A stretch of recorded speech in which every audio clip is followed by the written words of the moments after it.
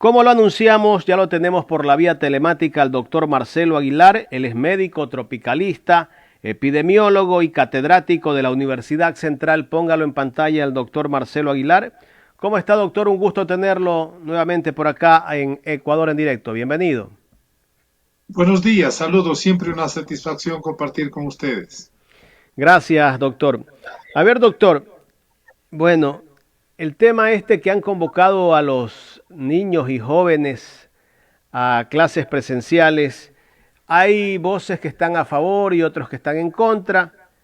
Me gustaría escuchar de parte de un profesional como usted hasta qué punto es bueno de que se hayan empezado las clases de manera presencial, no obligatoria. Recordemos que no son obligatorias, que son opcionales. Las personas que quieren mandar a sus hijos pues los pueden mandar. ¿Hasta qué punto en medio de esta pandemia empezar clases presenciales? Bueno, yo quisiera decir que primero la situación epidemiológica del país no ha sido superada de la condición crítica que hemos vivido los últimos meses. Todavía tenemos listas importantes de pacientes en espera de de terapia intensiva. Cierto que se ha reducido, pero están saturados los servicios. No hay una condición mejor en ese sentido. Tenemos una circulación de 4 variantes del virus. La pandemia está en curso y paralelamente creo el gobierno hace un enorme esfuerzo, ha desplegado una decisión del Estado ecuatoriano para emprender en la vacunación de la forma más enérgica posible conforme demandan las circunstancias. En ese panorama me parece inconveniente, totalmente inconveniente, convocar a las clases presenciales, aunque éstas sean de tipo voluntario, aunque éstas sean opcionales, van a implicar una movilidad, implican mayor contacto social durante el transporte y las propias aulas representan zonas de riesgo en donde se concentran los jóvenes, los estudiantes, que sabemos cómo son niños, son jóvenes eh, que quieren jugar, que mantener la disciplina férrea, rigurosa entre ellos es extremadamente complicado. Entonces, a mí me parece que es inconveniente, además en una condición en la que yo no advierto que el Ministerio de Educación tenga bases técnicas para hacerlo. El Ministerio de Educación debería tener un mapa de riesgos para saber cuáles son los cantones, las parroquias, los barrios que tienen mayor seguridad, menor transmisión y en donde se pueden reiniciar actividades de forma segura. No hay una guía de cómo preparar las aulas, de cómo instruir a los estudiantes. De tal modo que me parece que es improvisado, inconveniente y que tiene algunas desventajas mayores todavía, como aumentar la inequidad entre los que pueden tener buenas condiciones para volver a clases presenciales y los que no pueden hacerlo. Me ¿Cuál, parece que es inconveniente. ¿Cuáles podrían ser las consecuencias de iniciar clases de manera presencial a un futuro? ¿Y en qué tiempo, doctor? El aumento de la movilidad ciertamente va a aumentar la posibilidad de contactos sociales. Cierto que los niños y jóvenes tienen menor probabilidad de desarrollar casos graves, sin embargo, se ha registrado mortalidad en jóvenes, en niños en el Ecuador. Eh, el problema es que se aumenta la movilidad social en distintas áreas y eso puede generar conflictos. A mí me parece que habría sido adecuado, al menos en el régimen de la sierra, terminar el año del modo que está. Si hemos estado 14, 15 meses de este modo, un mes más, 2 meses más, cuando esperando que tengamos una población eh, vacunada en mayor porcentaje en el país, no va a haber un cambio. Si han habido perjuicios en la educación, si han habido atrasos en la enseñanza, un mes más, 2 meses más. Recordemos que estamos frente a un evento pandémico mundial con consecuencias tan graves que ha habido una disrupción económica y social del planeta entero. Entonces me parece que hay que poner las cosas en la dimensión exacta y creo que un mes más, unas semanas más, no van a hacer una diferencia mientras tratamos de hacer las cosas de forma correcta, de forma técnica y orientamos para la disciplina social, orientamos para que estos elementos sean manejados de forma adecuada. Nosotros hemos conversado con los representantes del Colegio de Médicos de acá del Guayas y ellos le proponen al gobierno que las clases deben iniciarse cuando ya se haya vacunado a los 9 millones de ecuatorianos. Tal vez sería el momento más adecuado porque se correría menor riesgo porque ya la mayoría de la población está vacunada. En este momento tal vez todavía no tenemos todavía ese aumento de casos de COVID hasta lo que sabemos, pero hoy estaba viendo en la mañana noticias en televisión de que ya empiezan nuevamente a llenarse los hospitales de pacientes infectados con COVID. Entonces, le decía esto, doctor, porque de alguna manera esto nos puede traer más adelante cierta consecuencia. Ciertamente, ciertamente. Mire, el proceso de vacunación es un esfuerzo enorme que está encaminado a proteger a la población, pero la vacuna por sí sola no protege inmediatamente de la transmisión. Se necesita que transcurran al menos 2 semanas después de la segunda dosis. Mire lo que está ocurriendo en Chile, un país que logró de las más altas tasas de vacunación en América Latina, pero se relajó el control y en ese periodo de incubación en el que no hay todavía protección por la vacuna, puede ocurrir transmisión y pueden ocurrir brotes. Por segunda ocasión, Chile, con la cobertura de vacunación que tiene, está llamando a confinamientos por esta situación. Entonces, creo que hay que hacer las cosas de forma coherente. Sí, yo creo que cuando tengamos una población vacunada, más protegida, y tengamos indicadores epidemiológicos que muestren una estabilidad a la baja o la estabilidad o en un equilibrio de la transmisión, podremos retomar las actividades con tranquilidad. De lo contrario, las actividades educativas pueden ser el motivo, la situación por la que tengamos deterioros durante el periodo. Creo que hay que hacer las cosas con calma. Me parece que el Ministerio de Educación tiene que asesorarse con criterios de salud y tomar decisiones coherentes en ese sentido.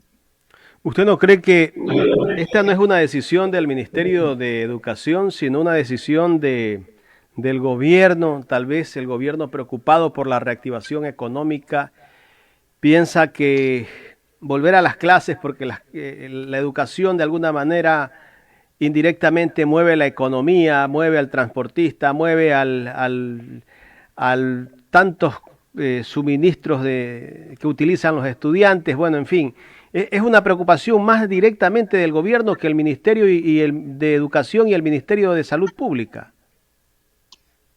Hay una presión importante de diversos sectores sobre la educación, diversos sectores, el transporte, el comercio, todos los servicios conexos, los alimentos, los snacks, sí, hay una presión enorme.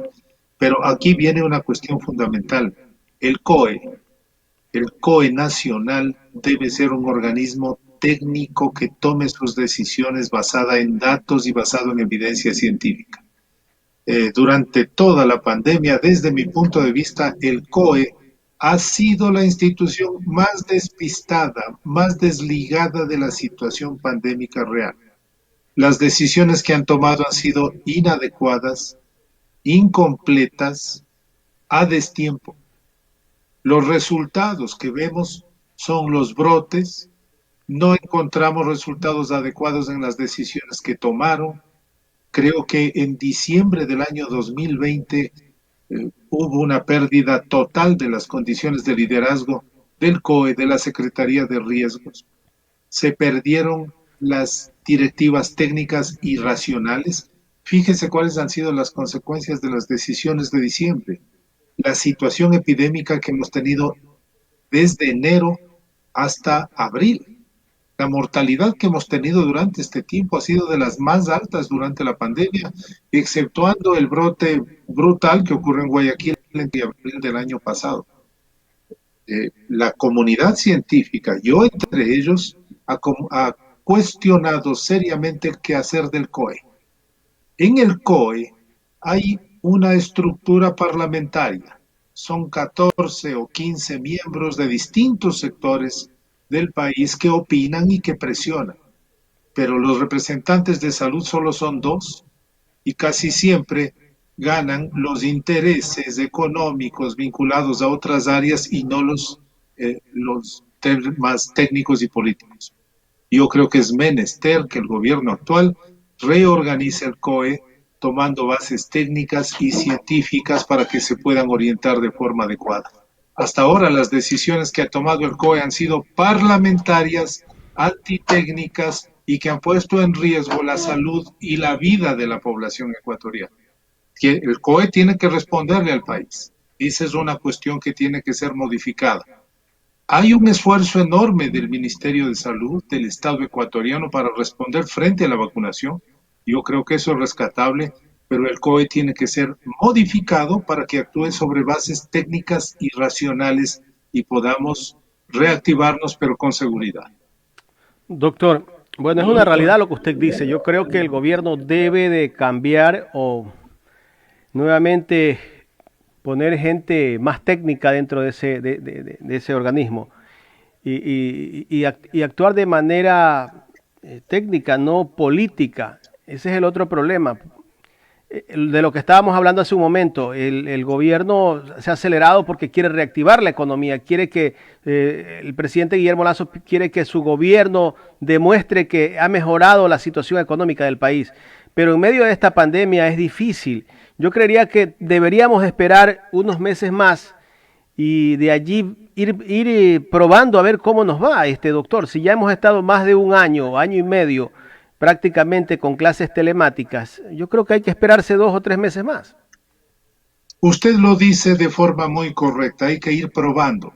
Entonces, miremos cómo se comporta la pandemia cuando tengamos 15, 20% de vacunados. Veamos cómo llegamos con 30, 40% de vacunados. Veamos el comportamiento epidemiológico, cuántos casos diarios hay, cómo está la mortalidad, cuáles son los territorios más afectados. Eso se llama análisis epidemiológico y estratificación de riesgo. Con esos datos, con esa realidad, proyectemos qué actividades pueden reactivarse con seguridad sin causar un deterioro de la situación epidemiológica. A eso es a lo que yo llamo un manejo técnico, científico y racional. Usted lo acaba de decir con absoluta coherencia. Probemos, miremos con qué porcentaje de vacunados logramos reducir la situación de alto riesgo de distintas zonas del país. Entonces, hace falta retomar hay que romper ese divorcio que ha habido entre la ciencia, lo técnico y lo político. Tienen que estar aparejados los dos para hacer las cosas de forma racional, tomar decisiones asertivas, pero con seguridad, protegiendo la salud y la vida. Yo estoy absolutamente de acuerdo que hay que reactivar el sistema económico. La pobreza, el desempleo, la ruptura del sistema productivo pueden ser peores que la pandemia. Pero si es que no hacemos las cosas bien, vamos a demorar más tiempo en reactivar la economía con seguridad. Hoy creo que hay que ir dando pasos serenos, razonables, midiendo, evaluando cuáles son los efectos y ajustando las medidas en los escenarios que vamos a ir observando. Pasando a otro tema, doctor, hay nuevas cepas en el país. ¿Cuáles son esas cepas que tenemos acá en el Ecuador? Y también se habla ya de un hongo negro para las personas que les ha dado el COVID, ese nuevo virus que todavía creo que no está en el país, pero que ya hay en algunos países de Latinoamérica, o se ha escuchado esa alarma de que hay algunos pacientes contagiados con este hongo negro. Bueno, al menos se han descrito 4 variantes comprobadas en el Ecuador son variantes que tienen mayor capacidad de transmisión, se transmiten mucho más rápidamente, afectan a grupos más jóvenes. Ese es otro elemento que abona técnicamente para decir, esperen un poco, vamos con calma con las escuelas y colegios. Están siendo afectados grupos más jóvenes. Hoy observamos en terapia intensiva eh, personas de 30, 40 años que están con casos graves. Los niños se infectan, ese es el perfil que está ocurriendo. La naturaleza de los virus, y entre estos del coronavirus, es mutar, es cambiar su naturaleza. Cada infección que ocurre con un ser humano o que ocurre en colectivos va cambiando la naturaleza del virus hasta un momento en que se puede diferenciar totalmente. Esa es la naturaleza de los virus y eso va a seguir ocurriendo. Entonces es importante hacer un monitoreo genómico, cómo está el comportamiento de las poblaciones del virus y qué significa eso clínica y epidemiológicamente, si es que eso cambia. Esa es parte de la vigilancia epidemiológica que hay que hacer y hay que estar alerta. Por eso decimos, la vacunación es el pilar más importante para enfrentar la pandemia, pero no es el único. Debemos tener vigilancia epidemiológica y debemos tener además capacidad de contención para la dispersión de estas nuevas cepas. Ese es el segundo punto y es una de las cosas que no podemos olvidar. Mientras transcurre la pandemia, debemos tener vigilancia epidemiológica y capacidad de contención. Finalmente, el tema del hongo que se ha asociado es una observación que está bastante restringida a la India. Las condiciones sociales, las condiciones nutricionales de muchas de esas poblaciones son bastante precarias y lo que se ha observado es principalmente en la India. El coronavirus produce una afectación inflamatoria sistémica. Las personas debilitadas van a ser más debilitadas por el coronavirus y es terreno fértil para que aparezcan otras infecciones. No parece ser una tendencia que se vaya a dispersar por el resto del mundo y es una observación más bien limitada a la India. Doctor, le iba a hacer otra pregunta, pero su tiempo creo que ya se nos agotó. Si me lo dice, si se la puedo hacer. Si no, lo dejamos para otro momento. Dígame si es que lo hacemos rápidamente. Muy rápida. Tengo un par de minutos. Doctor, bueno, hemos visto denuncias de que no hay vacunas en nuestro país, el otro tipo de vacunas, las pentavalentes, los niños que recién nacen tienen que vacunarse, no hay vacunas. ¿Hasta qué punto es cierto esto? Bueno, esto se ha denunciado anteriormente. El Estado ecuatoriano, el Ministerio de Salud tuvo graves problemas en el abastecimiento. Ciertamente estaban faltando algunas de estas vacunas y uno de los temas que la actual administración tiene como tarea urgente es reconstituir las capacidades de salud pública, eh, disponer, gestionar medicamentos, gestionar vacunas, es una tarea que tienen que hacerlo rápidamente. Fue una deficiencia durante todo el proceso anterior y ciertamente faltaron vacunas, faltaron medicamentos, faltaron insumos, como es público y notorio en distintos aspectos. Doctor, muchísimas gracias.